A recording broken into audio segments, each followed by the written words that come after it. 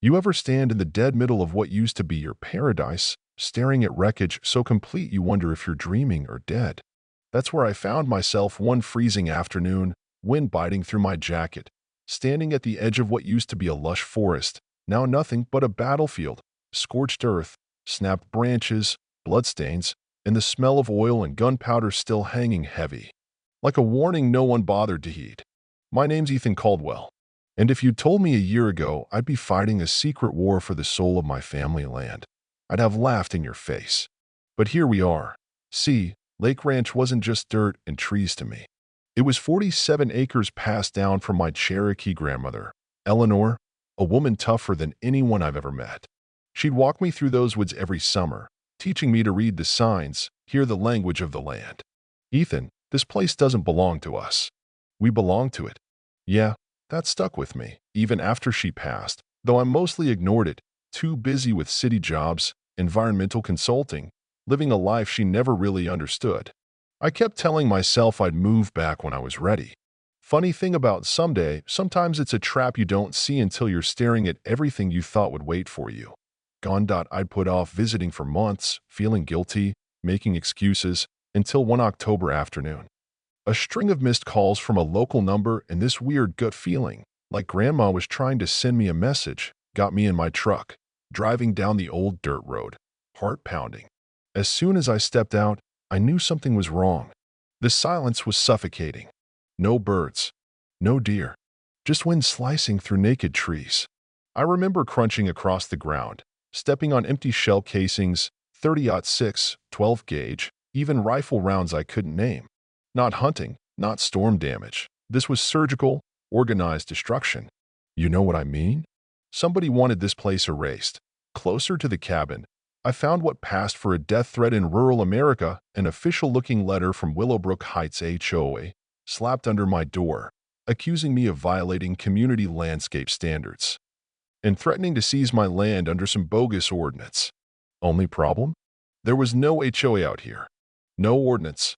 And the so-called court seal? Wrong address. Total fiction. These people faked everything except the destruction. That was very, very real. But the real chill wasn't legal. It was personal. In the letter, third paragraph, they mentioned a compliance inspection of my grandmother's secure storage. Thing is, I'd only ever heard about that safe once, in one of Grandma's morphine-laced ramblings near the end. It had sounded like a story until now. They knew about it. Someone had done their homework. Right then, something broke inside me. Maybe it was the shock, or maybe it was a lifetime of thinking I didn't measure up to the stories Grandma told about Cherokee warriors protecting sacred places, not with guns, but with grit and patience. I started digging literally. I checked every old hiding spot, followed tire tracks, mapped the destruction. That's when I found it. The sacred grove, or what used to be. Bulldozed, marked with fake property lines. Concrete survey markers stamped with numbers that didn't exist in any county records. This wasn't about property. It was about erasure, cultural, spiritual, historical, and here's where it gets wild. Carved into the last big oak, almost hidden by time, was the Cherokee syllabary, our written language. That tree was a boundary marker, a legal line you don't cross. Which meant the HOA, whoever they really were, had just committed a federal crime, on top of everything else. I took pictures, every angle, every symbol. For the first time, I felt hope. Back at the cabin, I finally opened the old trunk Grandma left me, found a manila envelope, her handwriting, trembling but determined. For Ethan, when the earth calls for protection. Inside was a map, hand-drawn, intricate, more precious than gold. She'd marked every sacred site, every hidden artifact, every boundary, not just on our land, but across the entire county. The sacred corridor, she called it, a network of protected Cherokee land.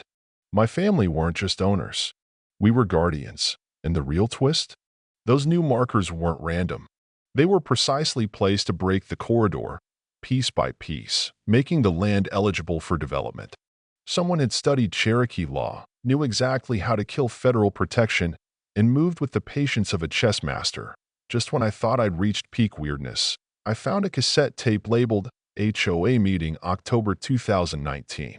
My heart stopped. Grandma, in her last year, had somehow recorded a conversation between Victoria Sterling, HOA president, and a man named Marcus Thompson. The tape was pure poison. They talked openly about waiting for the old woman to die, mapping the land for development, and cleaning up heritage claims so Golden Mountain Development could pay top dollar for a clean landscape. They even joked about offering me a deal once Grandma was gone. Suddenly, this was no longer just my fight. This was war, corporate, legal, cultural. The land wasn't just valuable. It sat on rare minerals, lithium, the stuff of the future, but protected by Cherokee law and federal heritage status. Only way to get at it? Erase every sign of who'd been here before. They'd killed sacred animals, destroyed artifacts, and were plotting to turn our land into an authentic Cherokee experience built on bones and bulldozed graves. Yeah, that happened. Next morning, Marcus Thompson rolled up with his goons, black SUVs, tactical gear, fake warrants.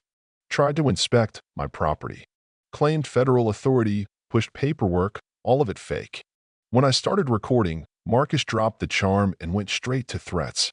That's when I made my move or ran, ducked into the woods, using trails Grandma had shown me as a kid, doubling back to a place even I'd almost forgotten. There, under a camo tarp, I found something huge, crates of equipment marked with Chinese lettering, Golden Mountain logos, evidence of a much bigger operation. I called the only person Grandma ever said could help in a crisis, Ranger Billy Mohawk. Ex-Marine, half Cherokee, half myth, he lived off-grid at the edge of tribal lands. Your grandmother told me you'd come, he said, like it was all part of some prophecy. He'd been tracking the whole operation for months, using old-school Cherokee tracking mixed with modern surveillance. Together, we pieced it together, every move, every bribe, every animal killed to mask environmental impact. But these people weren't just after my land. Billy's evidence showed Golden Mountain was targeting heritage sites across 12 states, mineral rights, rare earths, and, just as important, the silence of anyone who stood in their way. Marcus' team, it turned out, weren't amateurs. They were ex-military, contractors, connected to foreign intelligence.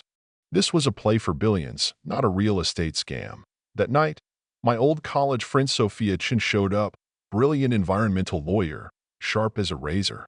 She'd been watching from afar, waiting for the right moment. Together, we exposed Victoria Sterling's real story, disbarred prosecutor, deep in debt, blackmailed to cooperate, her own daughter being held hostage by Golden Mountain in China. Suddenly, the villain was just another pawn, forced to play her part or lose everything. With Sophia and Billy's help, we took it federal, called in every contact, pushed every piece of evidence, went public. When federal agents finally swept in, the trial was explosive. Marcus flipped. Golden Mountain's top lawyer was exposed as Chinese intelligence, and Victoria Sterling's testimony, combined with years of hidden recordings and maps, made headlines worldwide. The verdict? Immediate injunctions, criminal charges, and the start of Operation Heritage Clean, targeting similar schemes across the country. But even as we celebrated, the fight wasn't over. Victoria's daughter was finally released in a high-stakes negotiation. Billy was named Heritage Director, and Sophia's legal victories inspired tribes all over the Southeast. Me? I walked the property, planting new trees, teaching Cherokee kids the old ways, and trying, one stubborn day at a time, to live up to what Grandma saw in me. Sometimes I wonder what would have happened if I'd never come back, if I just let someday become never. Would the land have survived? Would my family's stories be lost? Maybe. Or maybe, like Grandma always said, the land would have found another protector, someone willing to listen when the earth called for help. So here's my ask. Don't ever let anyone tell you one person can't make a difference. Sometimes it's not about being brave. It's just about being stubborn enough to stand your ground when everything you care about is on the line. What would you have done in my place? Was I right to fight, even if it nearly cost me everything? Tell me down below, right and wrong, justice and compromise. Where would you draw your line? I want to hear your story, too. And hey, if you made it this far, don't forget to share this video, like, subscribe, and join the conversation. Because somewhere out there, another story just like mine is waiting for someone to stand up and listen.